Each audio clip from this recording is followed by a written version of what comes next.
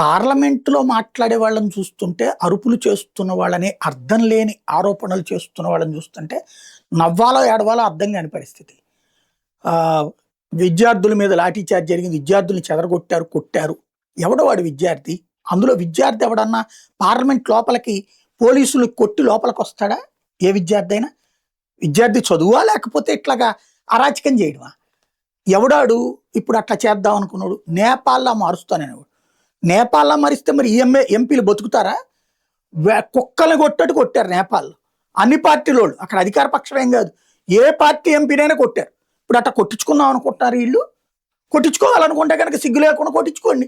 నష్టమేముంది?